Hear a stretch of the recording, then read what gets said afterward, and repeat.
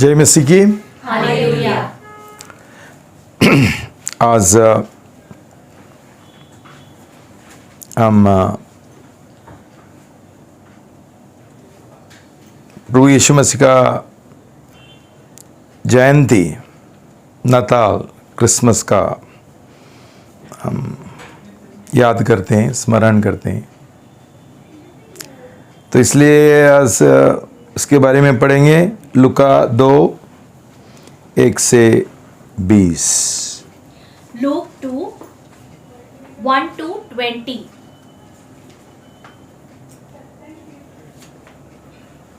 लूका 2:1-20 हम साथ में पढ़ेंगे।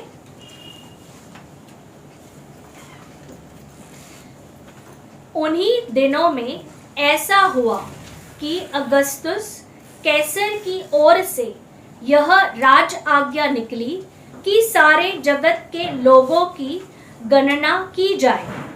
यह प्रथम जनगणना तब हुई जब क्विरिनियुस सीरिया का राज्यपाल था। सब लोग नाम लिखवाने के लिए अपने अपने नगर को जाने लगे। अतः यूसुफ भी इसलिए कि वह दाऊद के नगर और वंश का था, गलील के नासरत नगर से यहूदा में दाऊद के नगर बैतलहम को गया कि अपनी मंगेतर मरियम के साथ जो गर्भवती थी नाम लिखवाए। और ऐसा हुआ कि उनके वहां रहते हुए मरियम के प्रसव के दिन पूरा हुए। उसने अपने पहलौठे पुत्र को जन्म दिया और उसे कपड़ों में लपेट कर चरनी में रख दिया, क्योंकि सराय में उनके लिए कोई जगह न थी। उसी प्रदेश में कुछ चरवाहे थे जो रात के समय मैदान में रहकर अपने झुंड की रखवाली कर रहे थे। और अचानक प्रभु का एक दूत उनके सामने आ खड़ा हुआ। प्रभु का तेज उनके चेहरों ओर चमका और वे अत्यंत भयभीत हो गए। तब स्वर्गदूतों ने उनसे कहा, डरो मत, क्योंकि देखो मैं तुम्हें बड़े आनंद का सुसमाचार सुनाता हूँ जो सब लोगों के लिए होगा। क्योंकि आज दाऊद के नगर में तुम्हारे लिए एक उद्धारकर्ता जन्मा है, और यही मसीह प्रभु है। और इसके तुम्हारे लिए यह चिन्ह होगा कि तुम एक बच्चे को कपड़े में लपटे और चरनी में लेटे हुए पाओगे। तब एकाएक उस स्वर्गदूतों के साथ स्वर्गदूतों का एक समूह परमेश्वर की स्तुति करते हुए और यह कहते हुए दिखाई दिए, आकाश में परमेश्वर की महिमा और पृथ्वी पर मनुष्य में शांति हो। स्वर्ग जिसने वह प्रसन्न है। और ऐसा हुआ कि जब स्वर्गदूत उनके पास से स्वर्ग को चले गए तो चरवाहे आपस में कहने लगे, आओ हम सीधे बैतलहम जाकर इस बात को जो हुई है और जिसे प्रभु ने हम पर प्रकट किया है देखें। वे शीघ्र जाकर मरियम और यूसुफ के पास पहुंचे और उन्होंने उस बच्चे को चरनी में लेटे हुए पाया। यह देखकर उन्होंने वह बात प्रकट कर दी जो इस बच्चे के संबंध में उनसे कही गई थी। और सब लोगों ने उन बातों को सुनकर जो चरवाहों ने उनसे कहा आश्चर्य किया। परंतु मरियम इन सब बातों को अपने मन में रखकर उन पर विचार करती रही। चरवाहे जैसे उनसे कहा गया था सब कुछ वैसा ही सुना और देखकर परमेश्वर की महिमा और स्तुति करते हुए लौट गए। प्रार्थना करेंगे। पिता परमेश्वर, हम बहुत आपको धन्यवाद देते हैं और आपका महिमा करते हैं, स्तुति करते हैं। क्यों आपने हमारा इतना प्रेम किया कि इकलौता पुत्र प्रभु यीशु मसीह को हमारे लिए अपने दे दिया, ताकि हम हमेशा के लिए हमारा नाश ना हो, बता हमारा उद्धार हो। आज का संदेश के लिए मैं धन्यवाद देता हूँ और विनती करता हूँ पिताजी, ये नाताल का सही समझ, अर्थ और प्रभु यीशु मसीह का जो पहला आगमन है उसका महत्व समझाने के लिए मुझे मदद करो, आपका अनुग्रह दे दो। साथ साथ हमारा सब लोगों का दिल तैयार करो प्रभु, ये आपका शब्द समझने के लिए और स्वीकार करने के लिए और कार्य में लगाने के लिए सभी को मदद करो प्रभु, ताकि आज का जो नाताल का त्यौहार है वो व्यर्थ ना हो, लेकिन हम उसका पूरा फायदा उठाए जिस उद्देश्य के लिए प्रभु यीशु मसीह ये दुनिया में पैदा हुआ। धन्यवाद, आपने हमारा प्रार्थना सुन लिया। यीशु का नाम से प्रार्थना करता हूँ, आमेन।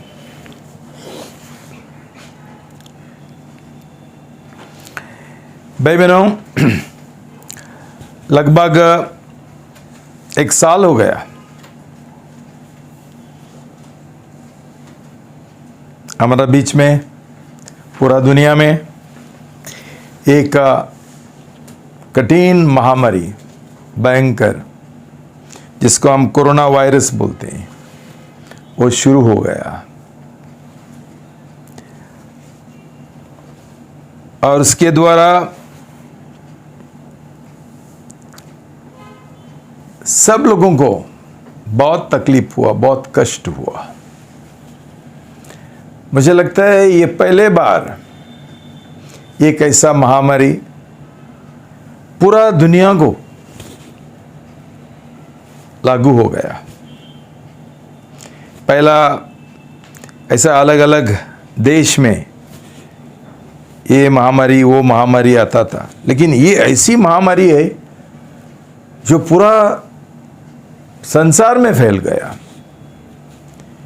तुमने तभी सुना होगा एक इबोला करके एक महामारी आई थी, लेकिन वो ज़्यादा से ज़्यादा अफ्रीका में थी। ये पहले बार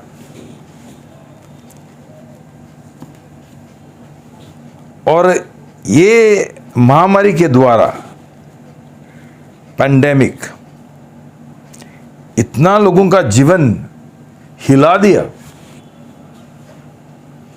कि सब लोग डर के साथ जी रहा है। बहुत सारा लोग मर गया, बहुत सारा लोगों का जो व्यापार है उसमें लॉस हो गया, नुकसान हो गया। अलग अलग तरीके से जीवन में गड़बड़ और उलझन हो गया।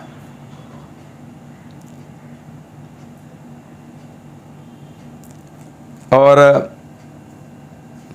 लोग अभी उम्मीद करते थे कि अभी ये थोड़ा ख़त्म हो जाएगा, कम हो जाएगा, लेकिन हमने सुना कि अभी उसका थोड़ा जो वायरस है वो बदल रहा है और शक्तिशाली बन के वापस फैलने के लिए शुरू किया।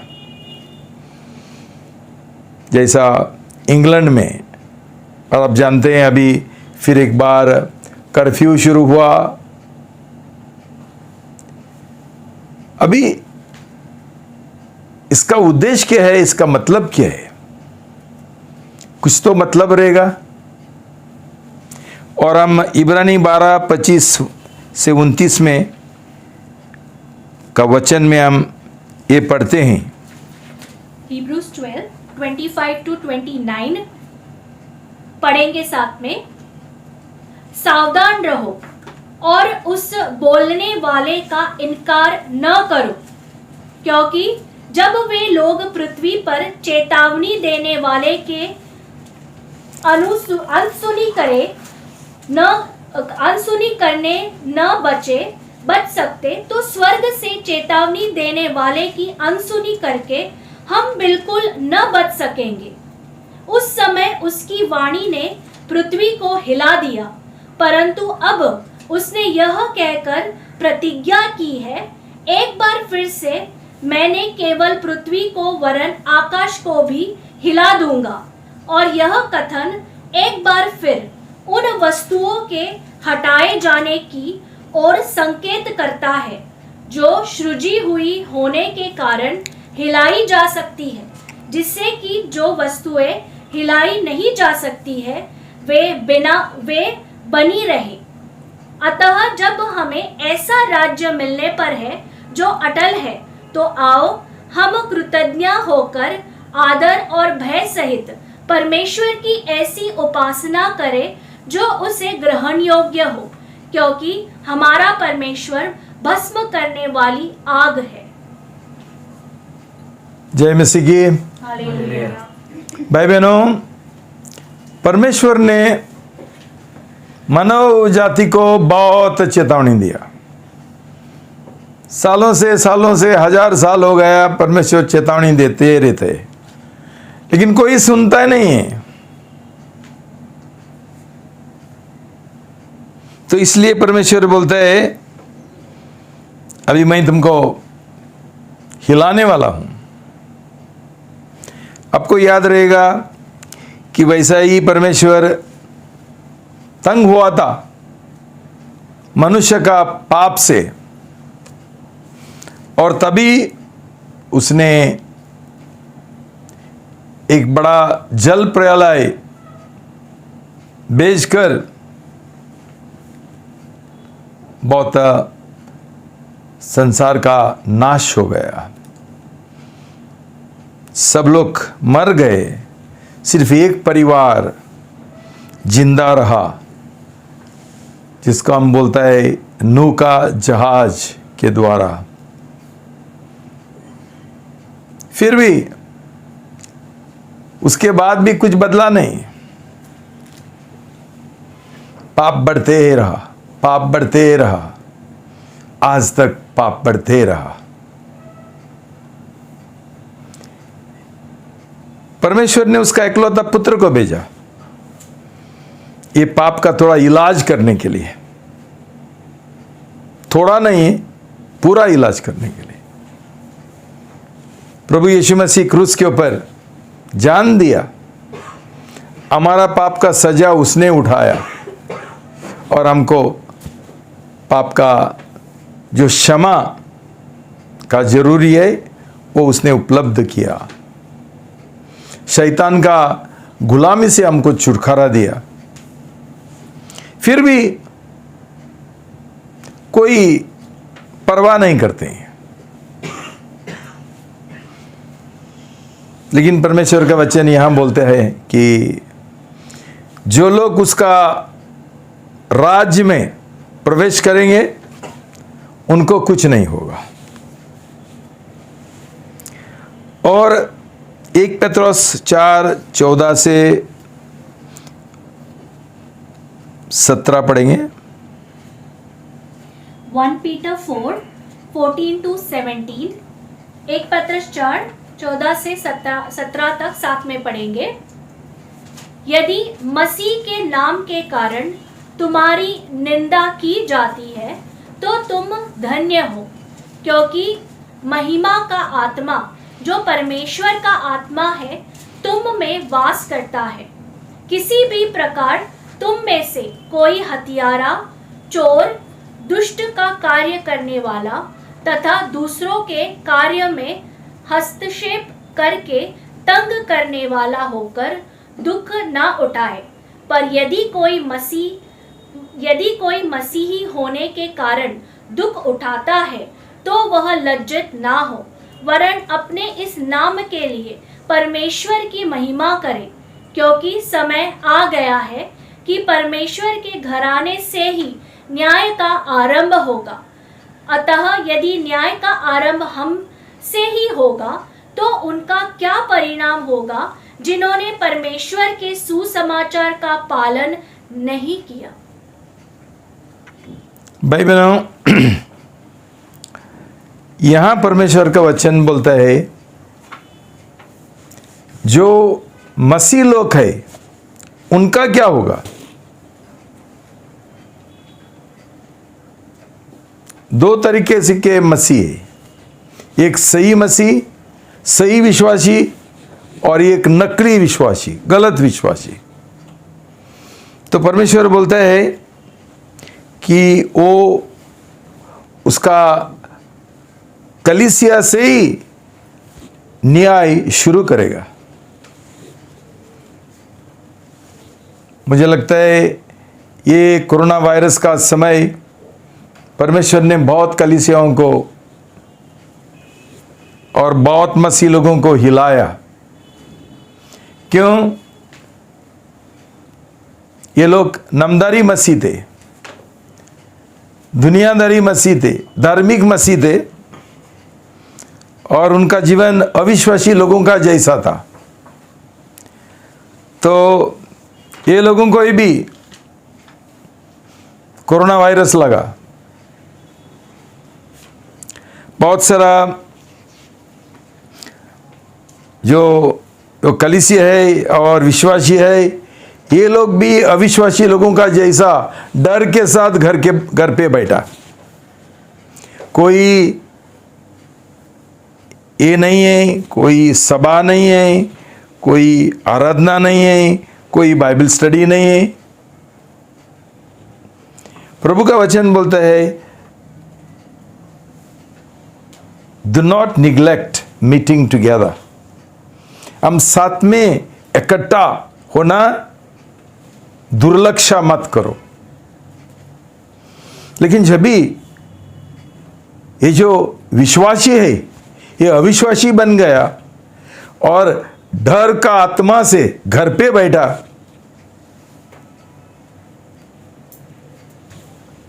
तो हम क्या मसीह है, क्या विश्वासी है? ऐसा बहुत बहुत बहुत गलत विश्वासी है। मैं प्रभु को धन्यवाद देता हूं कि हमारा कलीसिया में आज 8-9 महीना हो गया, 1 साल हो गया, हमारा सभा चलते रहा। हमारा लोग उनका गृह कलीसिया में जो गृह सहभागिता है, उनका कोशिका है, वहाँ मिलकर घर घर में उनका सभा चलाते थे, आराधना सभा चलाते थे, बाइबल स्टडी होता था रविवार को, मंगलवार को, बुधवार, गुरुवार। मैं प्रभु को धन्यवाद देता हूँ, ये उसका अनुग्रह है कि हम खड़े रहा। भाई बहनों, ये एक तूफान है और तूफान सब लोगों को लागू होता है। लेकिन तूफान जब भी आता है तभी हम कैसा हमारा जीवन बिताने का है, जीने का है, ये सबसे महत्वपूर्ण है। उसके लिए हम एक तूफान के बारे में पढ़ेंगे, मार्कुस 4:35 से 41। Mark 4:35 to 41।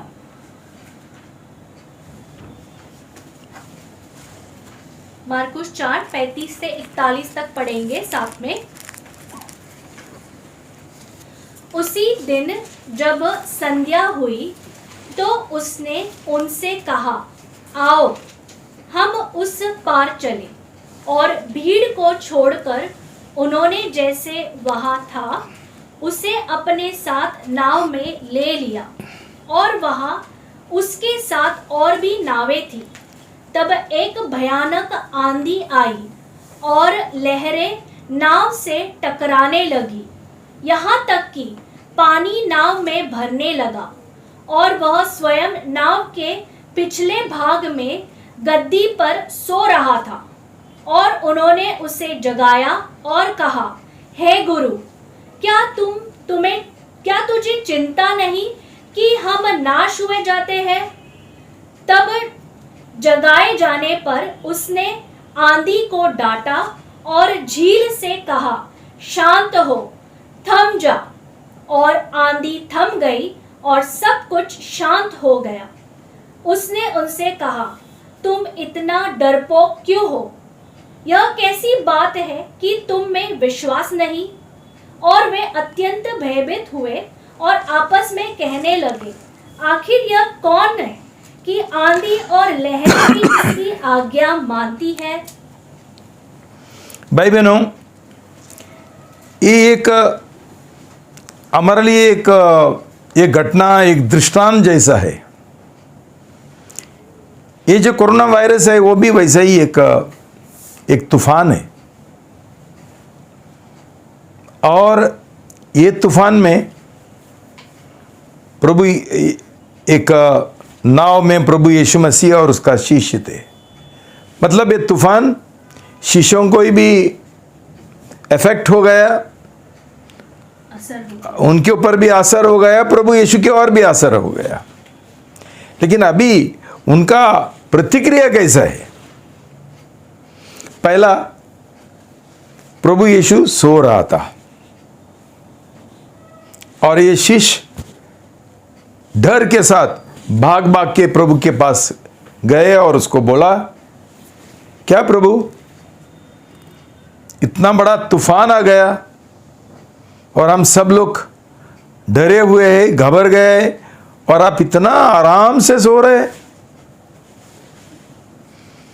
अभी भी लोग, ज़्यादा से ज़्यादा मसीह लोग और दूसरा लोग अविश्वासी शायद सोच रहे, किधर गए हमारा भगवान? हम इतना उसका पूजा किया, इतना हमने उसका दंडवत किया, उसको दान दिया, उसको प्रसन्न करने के लिए सब कुछ किया, लेकिन आज वो किधर है? हमारा लोग सब मर रहे। ये जो पैंडेमिक है, ये जो महामारी है, वो कौन रोकेगा? क्या फायदा ऐसा भगवान का? किधर है प्रभु यीशु मसीह?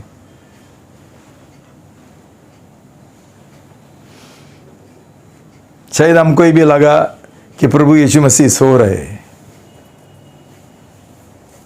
भाई बहनों,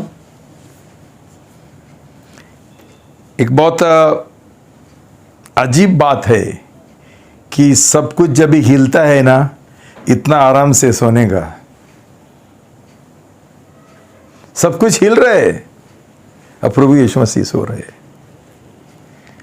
और यही प्रभु यीशु चाहता है कि हमारा दिल में कितना ही भी बड़ा तूफान आए, हमारा दिल में शांति हो। तो प्रभु यीशु मसीह उठा और आंधी को बोला, शांति, शांत हो। डांटा आंधी को और सब कुछ शांत हो गया। लेकिन ये सवाल जो प्रभु यीशु मसीह ने उसका शिष्यों से पूछा, वो महत्वपूर्ण है, जिसके बारे हम मनन करने गए। क्यों तुम इतना भयभीत हो गया? क्यों तुम लोग इतना डरपोक है? किधर है तुम्हारा विश्वास? शायद आज इस बार भी प्रभु यीशु मसीह ने, जो खुद को मसीह बोलता है, विश्वासी बोलता है, उनसे पूछा होगा, क्यों डर रहे? किधर है तुम्हारा विश्वास? तुम खुद को विश्वासी बोलते हैं ना, इतना क्यों डर गया? मैं बोलूं क्यों? क्यों ये विश्वासी है ही नहीं, ये नकली विश्वासी है। सही विश्वासी होते थे, खड़े रहते थे, डरते नहीं थे। क्यों? ये दुनिया में है, लेकिन ये दुनिया का नहीं है, ये परमेश्वर का स्वर्गीय राज में है। स्वर्गीय राज में कोई कोरोना वायरस कुछ नहीं लगते, वहां कोई आंधी तूफान नहीं लगते।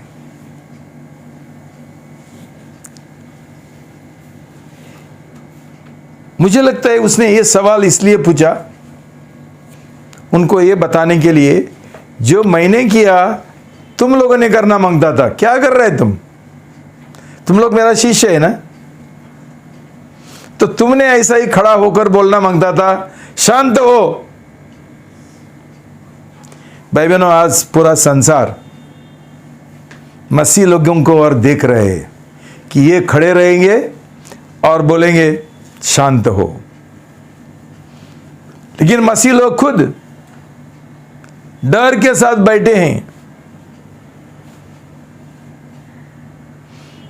भाई बहनों, मैं ऐसा नहीं बोल रहा हूं कि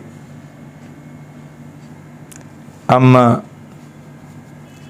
सरकार का जो ये है वो तोड़ना है, नियम मास्क लगाने का है, हाथ धोने का है।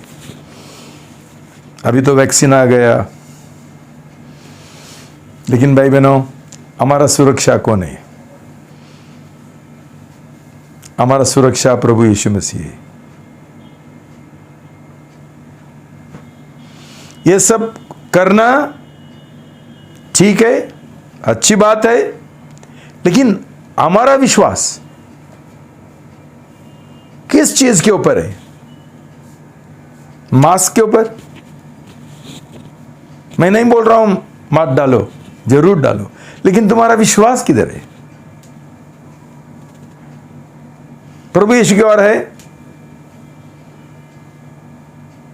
तुम सही विश्वासी नहीं रहेंगे तो तुम्हारा विश्वास प्रभु यीशु की ओर नहीं है, इसलिए तुम्हारा जीवन में बहुत सारा डर आ जाएगा।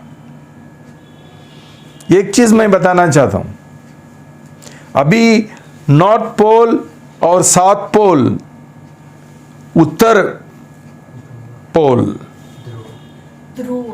ध्रुव और साउथ, दक्षिण ध्रुव, वहां तक फैल गया। भाई बहनों, ध्यान से सुनो, एक कोरोना वायरस खत्म नहीं होने वाला है। एक के बाद और दूसरा आएगा, तीसरा आएगा। ये दिन अभी महामारी का दिन है। मिस्र देश के ऊपर परमेश्वर ने 10 महामारी भेजा था। अभी ये अंतिम दिन है और महामारी आते रहेंगे। सब लोग अभी सोच रहे थे अभी हम थोड़ा आराम करेंगे, थक गए हैं, हमारा बिजनेस डूब गया है, कब से हम पिक्चर नहीं देखा है, कब से एक्टर लोग बोलता है हमारा फिल्म का शूटिंग नहीं चल रहा है, सब कुछ। और उनको लगता है अभी सब कुछ चालू हो जाएगा, नहीं होगा। मतलब कमर कसो, और आने वाला है। तो भाई बहनों, इसका उपाय क्या है? उपाय क्या है? उपाय जानने के लिए हमने पहला पूछना चाहिए, इसका कारण क्या है? कारण क्या है? परमेश्वर को बहुत मजा होता है हमारे ऊपर दंड देने के लिए, सजा देने के लिए। वो ये काम शैतान का है? नहीं भाई बहनों, इसका पीछे जो कारण है वो मैंने तुमको सिखाया कहीं रविवार पहले। ये हमारा पाप है, ये संसार का पाप है, और ये पाप मिटाने के लिए प्रभु यीशु मसीह दुनिया में जन्म पाया था, लेकिन आज कोई पहचानता नहीं उसको। आज पूरा दुनिया में क्रिसमस मनाएंगे, मतलब क्या है? मतलब है कि हम मजा करेंगे, हमारा धंधा और बढ़ाएंगे। ये कमर्शियल है, ये व्यापारी है, व्यापार है। उसके लिए हमको क्रिसमस चाहिए, और कुछ बिकेगा और हमको फायदा होगा और मजा होगा, खाना बनाएंगे, ये करेंगे, और यही हमारा क्रिसमस मनाने का तरीका है। लेकिन जो खास उद्देश्य के लिए प्रभु यीशु मसीह आया था, वो उद्देश्य सब लोग भूल गया। मैरी क्रिसमस, उसका मतलब क्या है? कोई नहीं जानता है। कई लोग सोचते हैं वो मैरी का क्रिसमस है और जोसेफ का किधर है?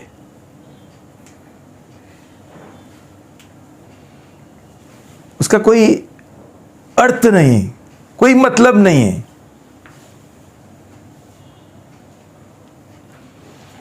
आला रे आला गणपति आला, और अभी आला रे आला नताल आया आला, ये आला आला सब गेला, सब लोग भूल जाते हैं बाद में। ये हम नाटक है। भाई बहनों, आज शहीद प्रभु यीशु मसीह का जन्मदिन नहीं है, लेकिन उसका तारीख कभी हुआ था ये हमको कोई लेना देना नहीं है। ये बोलता है एक पुराना अन्य जातियों का रोम शहर में एक ये चलता था बड़ा त्यौहार, सूरज का उत्सव चलता था, फेस्टिवल ऑफ सन गॉड। और ये सूरज को ये भगवान मानते थे, जैसा हमारे बीच में भी बहुत सारे लोग मानते हैं। लेकिन भाई बहनों, सही सूरज प्रभु यीशु मसीह है। वो नित्यमत्व का सूरज है, और सूरज प्रभु यीशु मसीह ने खुद बनाया है, रचा है। तो भाई बहनों, ये प्रभु यीशु मसीह का जयंती दूसरा ये संसारी लोगों का जयंती का जैसा नहीं है, गंदी जयंती और कोई वो मेरी जयंती। हमारा जयंती में कुछ खास कुछ नहीं है, कोई शक्ति नहीं है। लेकिन प्रभु यीशु मसीह का नाताल, क्रिसमस, जयंती ये एक रहस्यमय है, उसमें शक्ति है कि जो लोग प्रभु यीशु मसीह को उनका दिल में स्वीकार करेंगे, उसके ऊपर विश्वास करेंगे, उनका पाप का क्षमा होता है, उनको शैतान का और पाप का और मौत का बंधन से छुटकारा मिलता है। तो ये सिर्फ एक तारीख नहीं है, ये एक हकीकत है और ये ऐतिहासिक है। 2000 पहले ये जो हमने पढ़ा वो 2000 पहले लिखा था, तो ये कहानी नहीं है जैसा बहुत लोगों का धर्म में बहुत कहानी लिखते हैं और बाद में ये लोग बोलता है ये सही है, ये सच्चाई है। तो भाई बहनों, इसमें एक शक्ति है। तो जो संदेश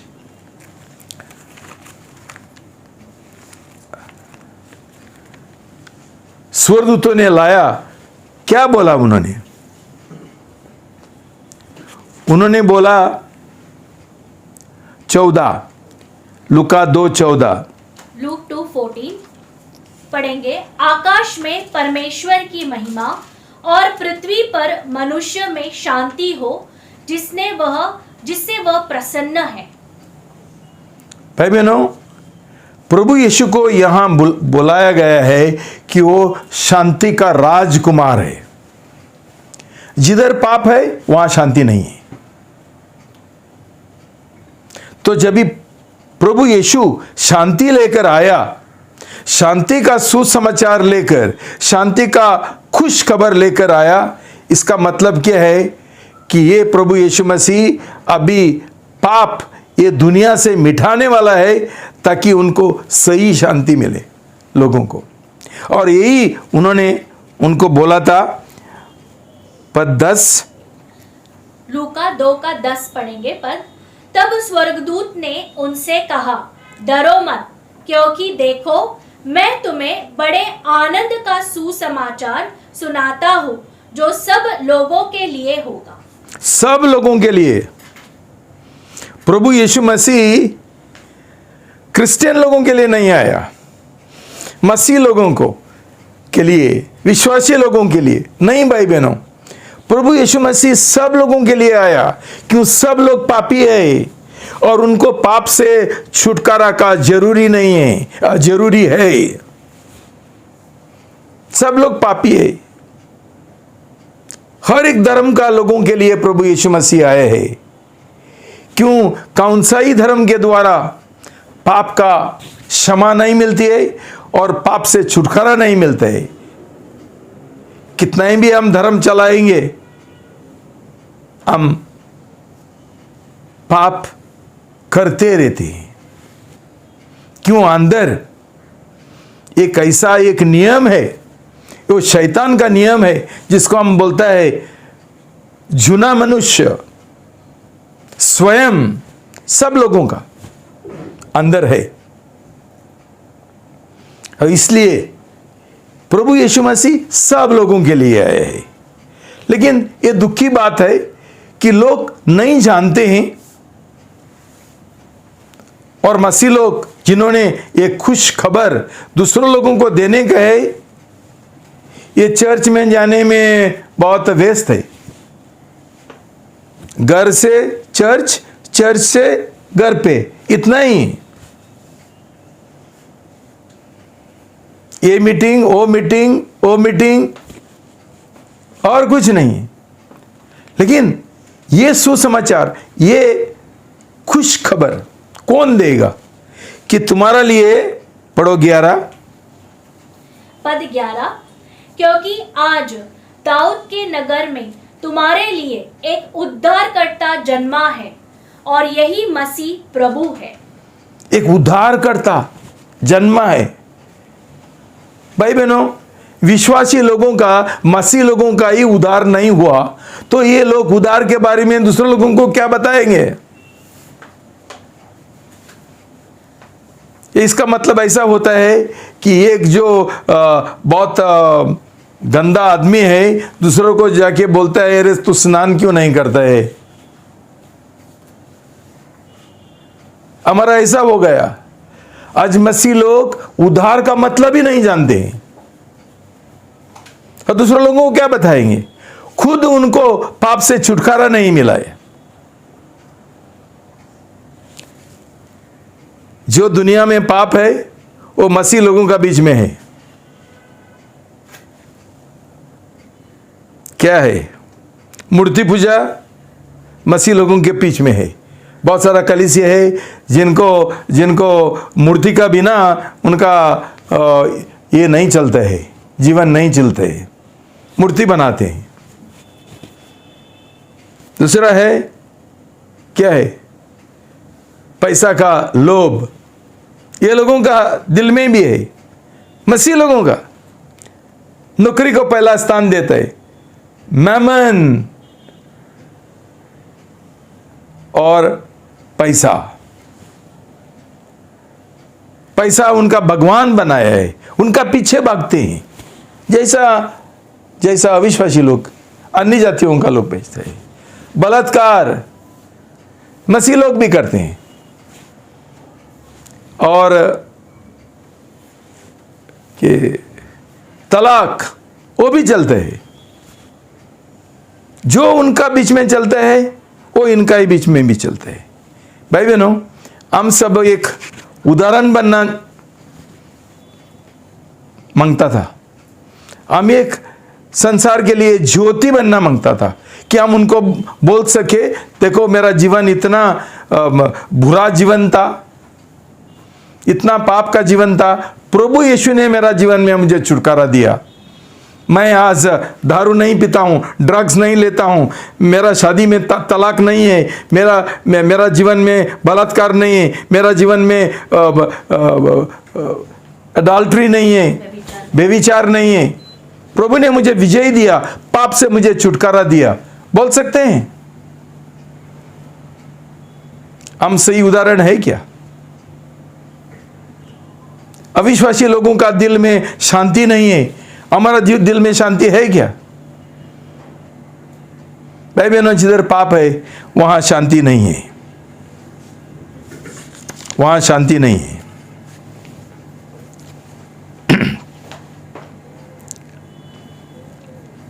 भाई बहनों, एक ही इलाज जो क्रिसमस का संदेश है, जो स्वर्गदूतों ने स्वर्ग से लाया है, प्रभु यीशु मसीह सब लोगों का उद्धार करता है।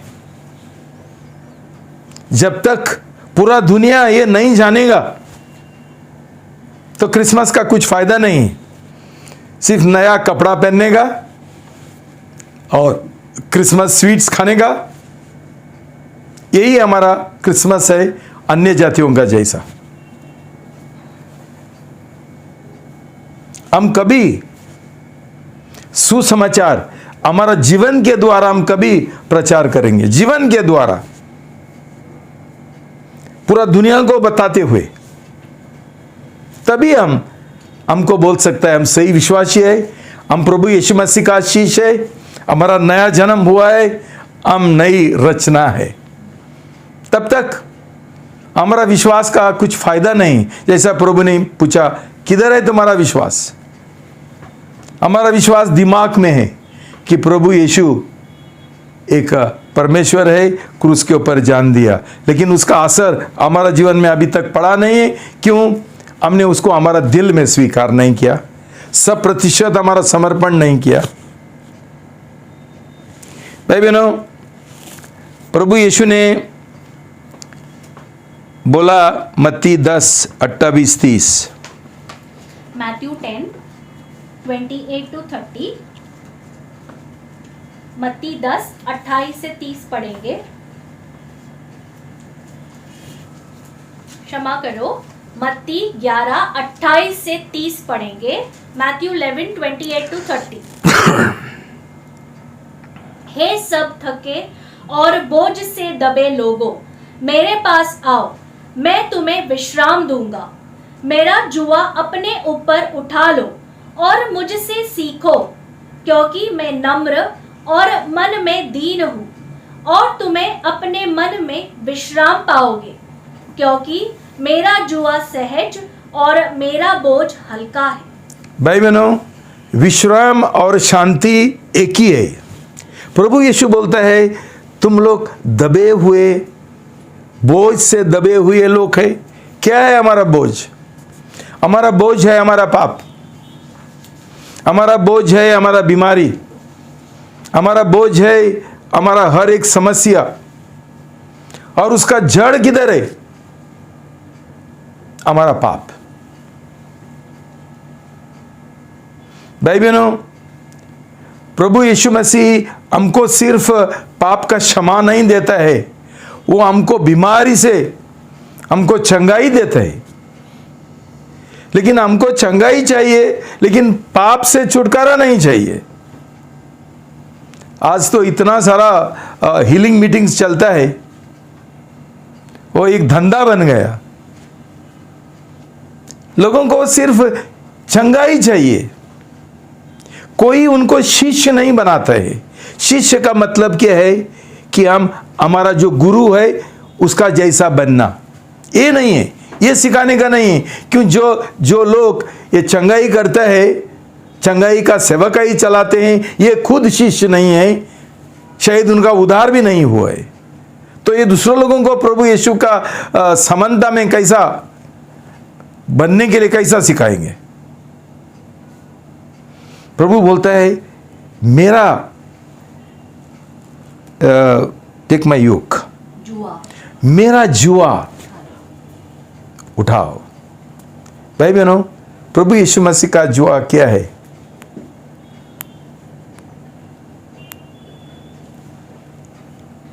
प्रभु हमको अनुग्रह देता है, हमको उसने नया और जीवित मार्ग हमको सिखाया है। उसने हमको कैसा ये जीवन जीना है ये हमको सिखाया है। तो प्रभु बोलता है तुम मेरे साथ जुड़ो, मेरे लोग बनो, मुझे तुम्हारा दिल में स्वीकार करो और तुम्हारा बोझ तुमको अकेला सहना नहीं पड़ेगा। मैं हूं तुम्हारे साथ और मैं तुम्हारे साथ हूं, इसलिए तुमको विश्राम मिलेगा, तुमको शांति मिलेगा। सिर्फ यीशु शांति का राजा है, वो राजकुमार है। भाई बहनों, ये दुनिया में हमको कौन शांति दे सकते हैं? ये कोरोना वायरस में हम डर के साथ जी रहे, कोई शांति नहीं है, तनाव है हमारे अंदर, बोझ है हमारे अंदर। क्यों? क्यों हमारा अंदर विश्वास नहीं है, लेकिन अविश्वास है। क्यों हमारा अंदर प्रभु यीशु मसीह नहीं है, जो एक ही जान है जो हमको शांति दे सकता है। हम पाप से भरे हुए लोग हैं, जैसा अविश्वासी लोग है, जैसा अन्य जातियों का लोग है। उनके पास शहीद बहुत सारा धन संपत्ति है, पैसा है, बड़ा लाखपति करोड़पति है, लेकिन क्या करेंगे? उनका दिल में शांति नहीं है। और अभी इस समय ये लोग बहुत बेचैने हो गए हैं। क्या करें? भाई बहनों, कौन उनको ये सुसमाचार देगा जो साम 91 में लिखा है?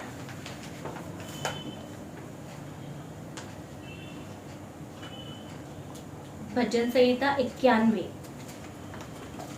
पढ़ेंगे। जो परम प्रधान की शरण में वास करता है, वह सर्वशक्तिमान की छाया में ठिकाना पाएगा।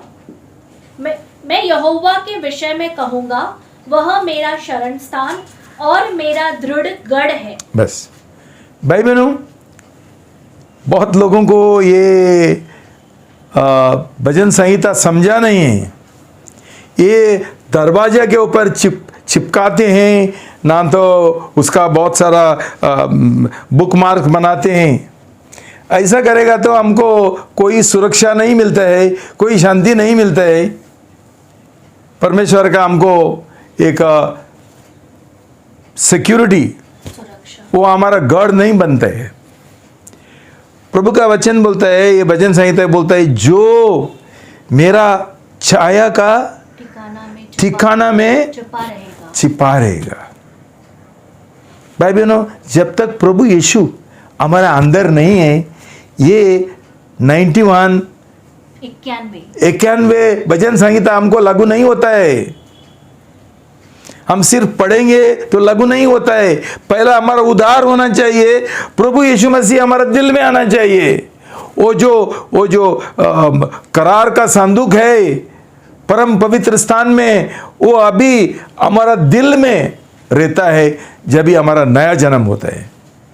तब तक हम 91 साल भजन संहिता हम बोलते रहेंगे और कबूल करते रहेंगे, लेकिन हमको कोई विश्वास नहीं है, कुछ फायदा नहीं रहेगा। तो भाई बहनों, आज ये तनाव नंबर 1 खूनी है।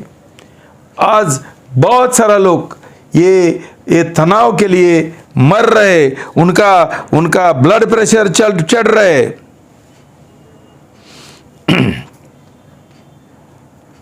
प्रभु ने हमको जब भी उसको मौत के बाद उसका पुनरुत्थान हो गया, वो जी उठा, तभी उसने उसका शिष्यों के साथ उसका मुलाकात हुआ।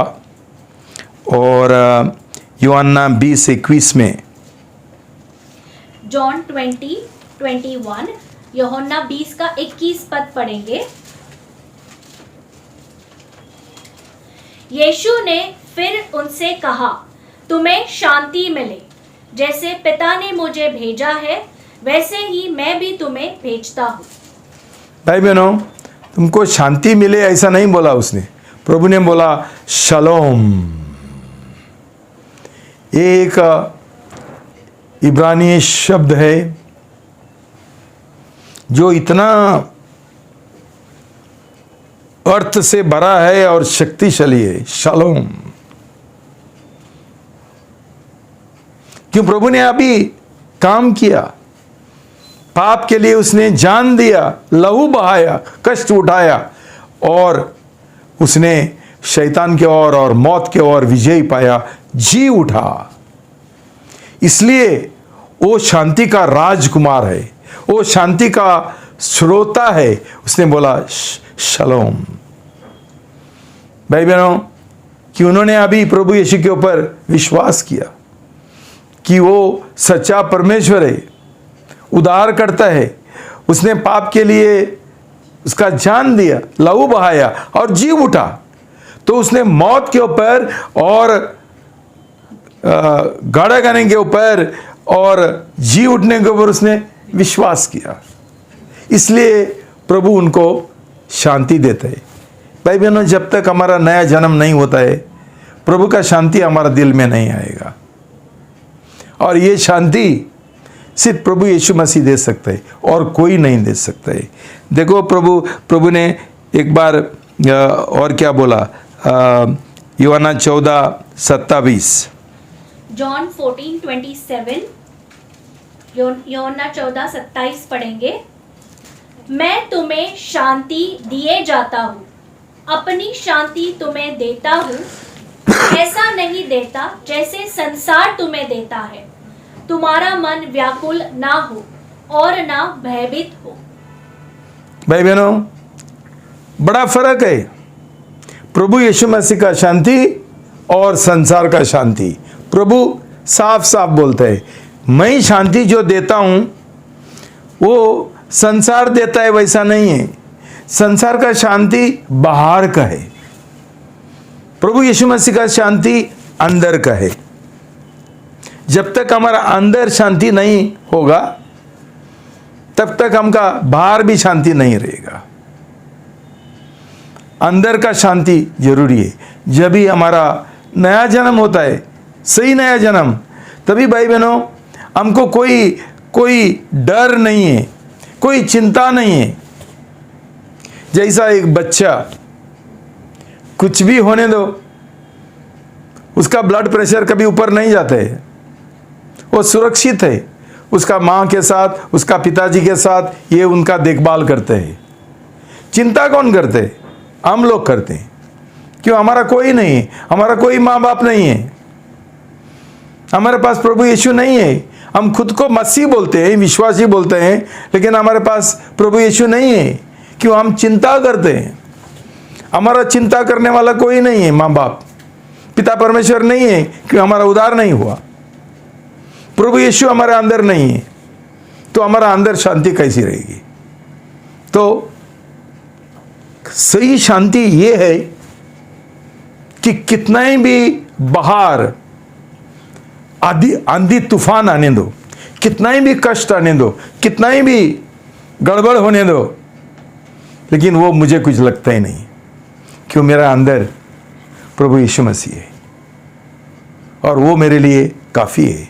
जैसा एक बच्चा बोलता है, मैं मेरा माँ का हाथ पकड़ूंगा, मेरा पिताजी का हाथ पकड़ूंगा, मैं कितना ही भी बड़ा दुश्मन आने दो, मैं डरता नहीं हूँ। क्यों? मेरे माँ और मेरा पिताजी मेरे साथ है। भाई बहनों, ऐसा होना मांगता है जीवन एक सही विश्वासी का, जिसका सही नया जन्म हुआ। क्यों? हम लोग चिंता करेंगे तो परमेश्वर हमारा चिंता नहीं करेगा। Cast your cares upon the Lord because he cares for you. तुम्हारा चिंता परमेश्वर के ऊपर डालो कि वो तुम्हारा चिंता करता है। हम हमारा खुद चिंता करेंगे तो परमेश्वर हमारा कैसा चिंता करेगा? और हम क्यों चिंता करते हैं? क्यों? हमारा उद्धार नहीं हुआ, हम स्वर्गीय परमेश्वर का संतान नहीं है, प्रभु यीशु मसीह हमारा अंदर नहीं जी रहे, तो इसलिए हमको चिंता के साथ जीना पड़ता है। हमको कोई शांति नहीं है, हमारा ब्लड प्रेशर हमेशा ऊपर जाता है। भाई बहनों, जब भी हमारा जीवन सही नहीं है, हम कैसा दूसरे लोगों को क्या बोलेंगे? प्रभु यीशु पर विश्वास करो। काहे के लिए? काहे के लिए? हम एक उदाहरण बनना चाहिए संसार के लिए।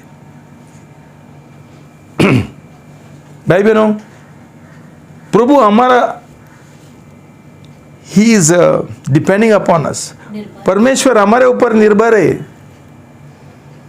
प्रभु यीशु गया, प्रभु यीशु अभी नाव में नहीं है बोलने के लिए शांति हो और वो बोलता है तुम मेरा शीश है, अभी तुम खड़े रहना और बोलो शांति हो, और जो आंधी तूफान आता है उसको धमकाओ, बंद करो। किधर है?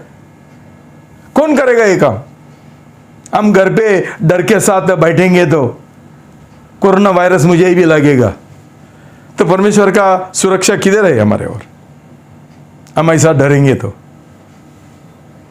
भाई बहनों, संसार का चित्र क्या है शांति का, कि हम लोग एक अच्छा म्यूजिक सुन रहे हैं और हम कुर्सी के ऊपर बैठ के रिलैक्स हो रहे हैं।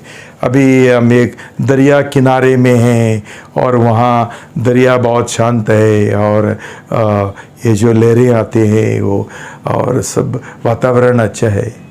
भाई बहनों, ये शांति नहीं है, ये बाहर का शांति है। शांति अंदर होता है।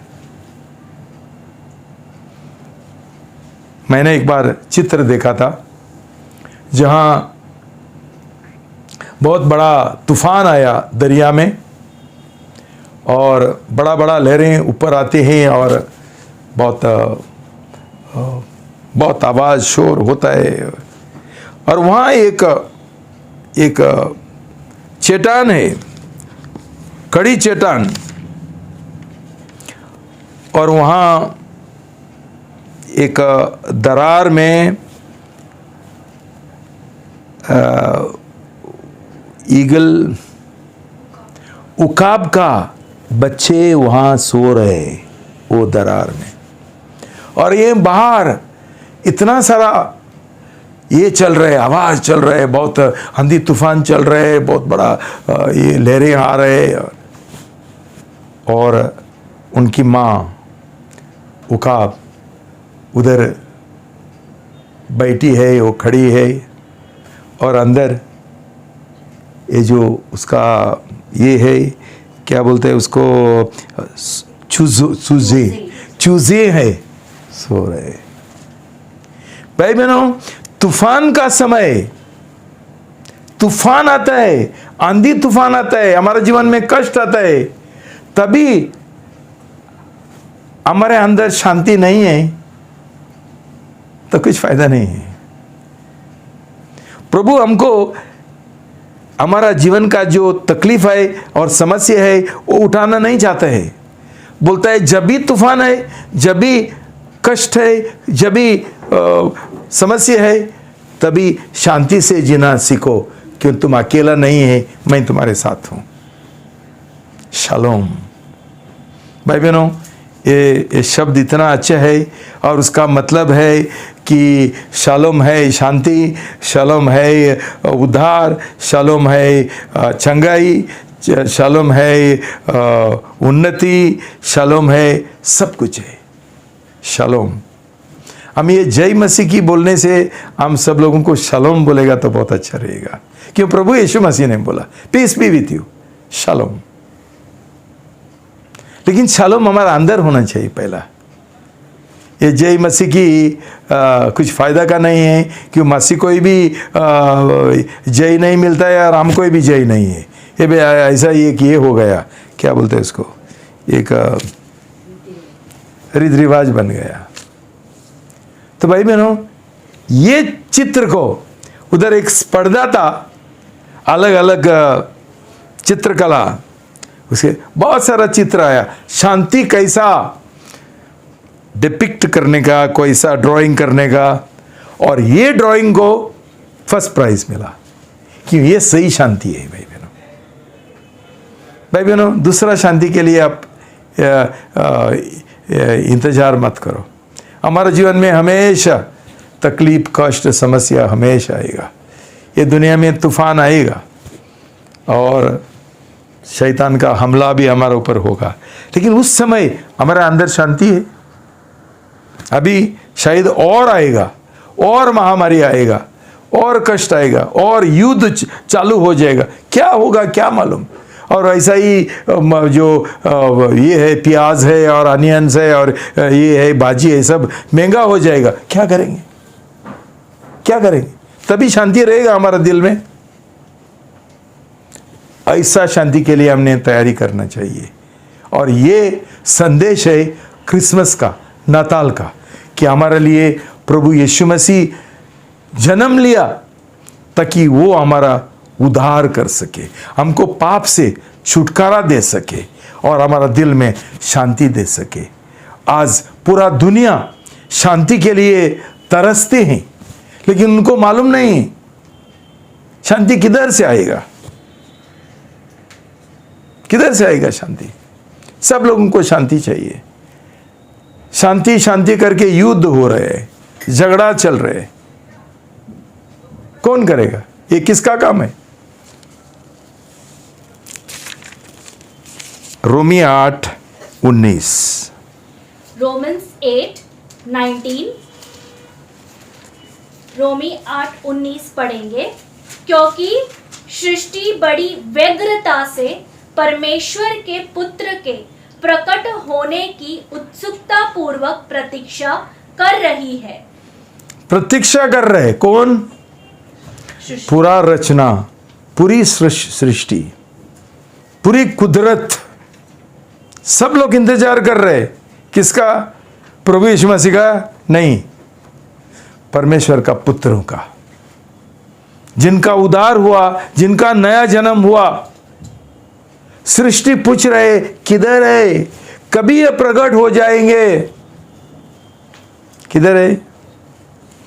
घर पे है, बैठा है डर के साथ, मुझे राशन पानी कौन देगा, मुझे ये कोरोना वायरस लगेगा, मैं बाहर नहीं आ सकता हूँ। भाई बहनों, ये अविश्वासी डॉक्टर और नर्स उनका जान दाव पर लगाते हुए उधर काम कर रहे हैं, और हमारा बड़ा बड़ा बड़ा विश्वासी लोग घर पे डर के साथ बैठ रहे। भाई बहनों, सही विश्वासी नहीं है, ये लोगों का उद्धार नहीं हुआ। ये नामदारी लोग है, ये धार्मिक मसीह है, ये दुनियादारी मसीह है। हमने हमारा जिम्मेदारी समझना है कि परमेश्वर ने ये जिम्मेदारी हमारा हाथ में दिया। आज ये संसार कितना क्यों बिगड़ गया, क्यों कलीसिया बिगड़ गया, क्यों मसीह लोग बिगड़ गया। आज मसीह लोग नहीं, सही कलीसिया नहीं, जिनको ये काम सौंप दिया था परमेश्वर ने। जिधर तूफान है वो आंधी तूफान रोकने के लिए, और इसलिए प्रभु यीशु मसीह ने उनको डांटा, उनको बोला क्यों डर रहे, किधर है तुम्हारा विश्वास? हमारा सही विश्वास है तो हम विश्वास के साथ खड़े रहने का है, कि ये दुनिया को मदद करने वाला दूसरा कोई नहीं है, हम है जो सही मसीह है, विश्वासी है, नया जन्म पाए हुए लोग है, यही सुसमाचार का राजदूत है। हमारा हाथ में सौंप दिया प्रभु यीशु मसीह ने ये काम, ताकि प्रभु यीशु के द्वारा, प्रभु यीशु का जन्म के द्वारा, प्रभु यीशु का मौत और पुनरुत्थान के द्वारा लोगों को शैतान का बंधन से, पाप का बंधन से छुटकारा मिले। ये क्रिसमस है, ये नाताल है, ये सुसमाचार है, ये गॉस्पेल है, और ये काम प्रभु ने हमको दिया। भाई बहनों, मैं प्रार्थना करता हूं कि प्रभु आज हमारा आंखें खोल देगा कि कितना बेकार मसीह जीवन हम जी रहे, बेकार, कुछ फायदा का नहीं है। खाने का, पीने का, पैसा कमाने का, आराम करने का, मजा करने का, ये बहुत कई मसीह लोगों का जीवन है, और प्रभु के लिए ये एक शर्म का बात है, उसका नाम बदनाम हो रहा है। इसलिए आज सब क्रिसमस ऐसा क्यों हो गया? सांता क्लॉज का क्रिसमस है ये प्रभु यीशु मसीह का क्रिसमस नहीं है। अभी भी सांता क्लॉज लेकर घूमते हैं, ऐसा लगता है सांता क्लॉज ही हमारा लिए क्रूस के ऊपर जान दिया, वही पैदा हुआ। उनको सांता क्लॉज क्यों चाहिए? क्यों? सांता क्लॉज लोगों को दान देता है, चॉकलेट बांटता है, और लोगों को प्रभु यीशु से भी वही चाहिए, चॉकलेट्स, आशीष, ये आशीष, वो आशीष। उनको पाप से छुटकारा नहीं चाहिए, जीवन बदलने का नहीं है, यही खिलौना चाहिए उनको, ये आशीष चाहिए, चंगाई, ये वो ठीक है, लेकिन उसके बाद वो उद्धार करता है। वो सिर्फ चंगाई दाता नहीं है, उद्धार करता है। भाई बहनों, मैं प्रार्थना करता हूँ कि प्रभु हमको ये हमारा पाप का हमको एहसास दिलाएगा, हमारा दिल में एक पश्चाताप आएगा। इतना सारा साल जीवन हमने बिताया, व्यर्थ बिताया, सिर्फ हमारा पेट भरने के लिए, बस काम करने का है, पैसा कमाने का है, पूरा ध्यान, पूरा मन, पूरा हृदय यही चीज के ऊपर। हम इस संसार में 1000 साल जीना चाहते हैं, हम भूल जाते हैं कि प्रभु यीशु मसीह आने वाला है अभी बहुत जल्द, और उसके साथ ये सब कुछ छोड़ के जाने का है। तो प्रभु हमको ये एक एहसास दिलाएगा, हमारा दिल में पाप का पश्चाताप देगा, हम क्षमा मांगेंगे और एक सही निर्णय हम लेंगे कि प्रभु मैं नया जन्म पाना चाहता हूँ, मेरा जीवन का पूरा समर्पण करना चाहता हूँ 100%। प्रभु मेरा जीवन का पूरा त्यागीकरण करना चाहता हूँ प्रभु, सिर्फ आपके लिए मैं जीना चाहता हूँ प्रभु, मुझे और कुछ नहीं चाहिए। मुझे आपका राज ढूंढने का है, मुझे आपको ढूंढने का है, यीशु को ढूंढने का है, ये संसारी बातों को ढूंढने का नहीं है। लेकिन प्रभु हमको ये सब कुछ देगा, हमारा हर एक जरूरत पूरा करेगा। धन्यवाद प्रभु, तुमको आशीर्वाद दो और शालोम यीशु का नाम से।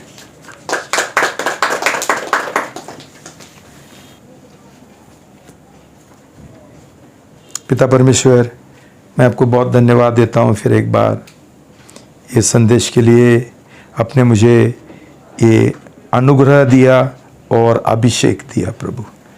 प्रभु ये मेरा शब्द नहीं है प्रभु, ये आपका शब्द है, ये परमेश्वर का शब्द है। उसके द्वारा प्रभु हर एक भाई बहन को जिन्होंने ये संदेश सुना, उनका दिल को छुओ प्रभु, और उनको अनुग्रह दो प्रभु, उनका दिल जांचने के लिए क्या जीवन जी रहे, क्या तरीका का मसीह है, संसार के लिए एक उदाहरण है क्या, ये जांचने के लिए उनको मदद करो प्रभु।